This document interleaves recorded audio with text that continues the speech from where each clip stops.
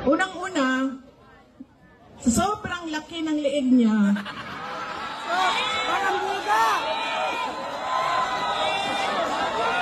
Naiipit na yung boses niya. Mr. Speaker!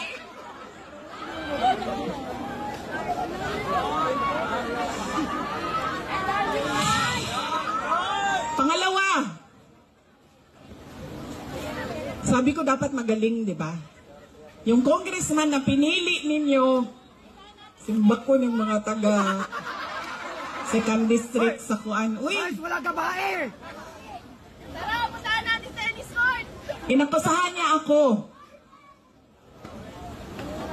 ng, lahat, inakusahan niya ako ng lahat-lahat na, pero wala man lang siyang isang ebidensya na sinabi na ito ang nagpapatotoo na buwisit talaga yung babaeng Inday Sara na yan.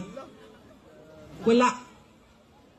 Kaya pag bumili kayo ng muka ng distrito ninyo, sana yung congressman ninyo?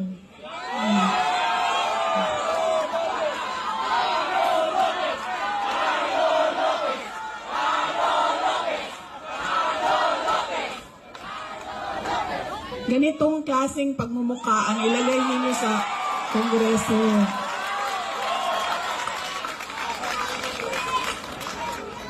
At ganitong klaseng kapasidad. Hindi ko alam, ano bang nangyari noong 2022 at yan ang binoto ninyo? Ikwento nyo nga sa akin. Ikwento nyo sa akin.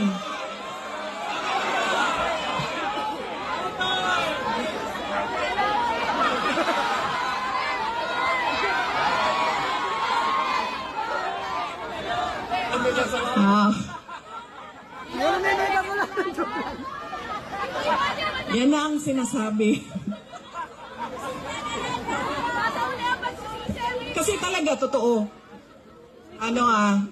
Nung nakita ko siya na nagsasalita patungkol sa akin,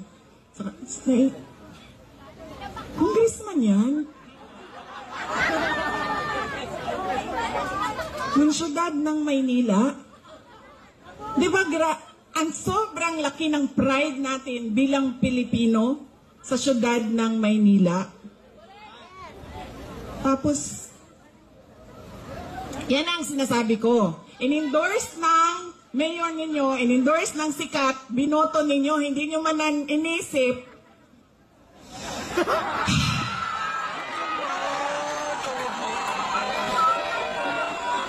Yan!